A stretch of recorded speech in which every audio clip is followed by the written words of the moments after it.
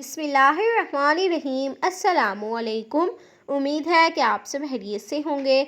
आज हम आपके लिए बहुत ही इंटरेस्टिंग और मज़ेदार सी रेसिपी लेकर आए हैं जिसको बनाना बहुत ही आसान है और एकदम लाजवाब बनकर तैयार होगी।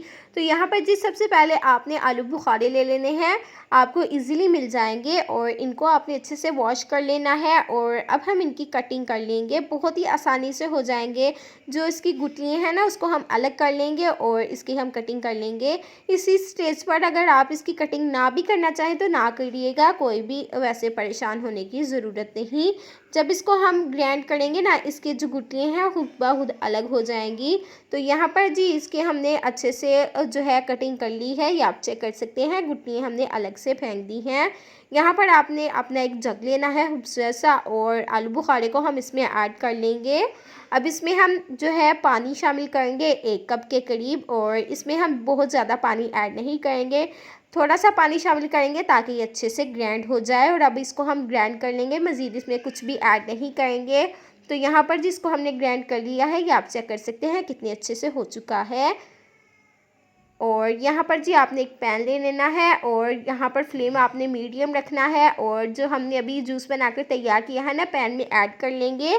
और अब इसको हम पकाएंगे तकरीबन 5 मिनट के लिए, इसी तरह पकने देंगे हम इसको। यहाँ पर इसको पकते हुए 5 मिनट हो चुके हैं और आप देख सकते हैं कि इसमें जो है बबल्स आने शुरू हो चुके हैं। इस स्टेज पर हम इसमें चीनी ऐड कर लेंगे 4 टेबल स्पून।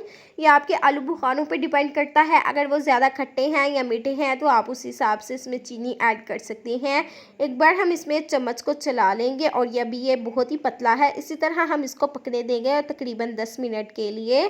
तो यहाँ पर जी इसको पकते हुए जो है ज़्यादा से ज़्यादा 6 से 7 मिनट हो चुके हैं, और ये आप चेक कर सकते हैं कि ये गाढ़ा होना शुरू हो चुका है और इसका कलर भी कितने अच्छे से आ चुका है और कितना खूबसूरत इसका कलर है, रेड रेड निकला है।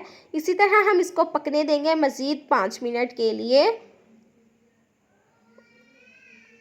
और यहाँ पर जी इसको पकते हुए मज़ीद 5 मिनट हो चुके हैं और आप चेक कर सकते हैं कि इसने पैन को छोड़ना शुरू कर दिया है और कितना अच्छा लग रहा है और बहुत ही ज़बरदस्त बनकर तैयार हुआ है। जब इसको हम जो है स्पून के साथ एक तरफ इकट्ठा कर रहे हैं तो कितनी अच्छे से हो रहा है।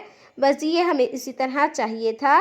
ये बिल्कुल रेडी है, ये आप देख सकते हैं। फ्लेम को हम ऑफ़ करेंगे और इसी तरह हम इसको रख देंगे ताकि ये ठंडा हो जाए, और जब ये ठंडा होगा ना तो खुद ब खुद भी ये थोड़ा सा गाढ़ा हो जाएगा, ठंडा होते होते बहुत ही अच्छे से हो जाएगा।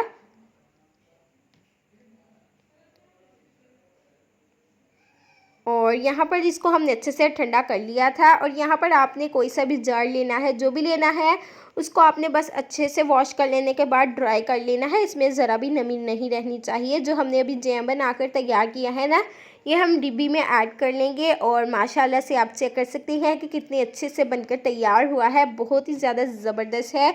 अभी हम आपको ट्राई कर भी बताएंगे।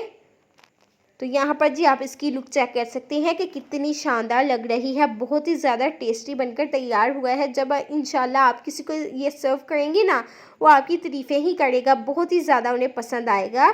अगर आप इसमें कम चीनी ऐड करेंगे तो ये खट्टा मीठा सा हमारा जैम बनकर तैयार होगा, और अगर ज़्यादा ऐड करेंगे तो ज़ाहिर है मीठा जैम ही बनकर तैयार होगा। तो यहाँ पर आप चेक कर सकते हैं कि कितनी अच्छे से ब्रेड पर लग रहा है, जैसे बाज़ार वाला जैम होता है बिल्कुल उसी तरह बनकर तैयार हुआ है, बल्कि उससे भी कई गुना ज़्यादा बेहतर है और बहुत ही ज़्यादा टेस्टी है। यहाँ पर आप इसकी शाइन भी चेक कर सकते हैं कितनी अच्छे से लग रहा है, बहुत ही ज़्यादा खूबसूरत है और खाने में तो एकदम लाजवाब है। जब आप इसको खुद बनाकर ट्राई करेंगे ना इंशाल्लाह आपको खुद ही अंदाज़ा हो जाएगा। ज़रूर ट्राई कीजिएगा। इस स्टेज पर रेसिपी ज़रा सी भी पसंद आए तो सीक्रेट रेसिपी ऑफिशियल को ज़्यादा से ज़्यादा शेयर करें, दोस्तों के साथ, फैमिलीज़ के साथ, लाइक करें, कमेंट करें और सब्सक्राइब करें।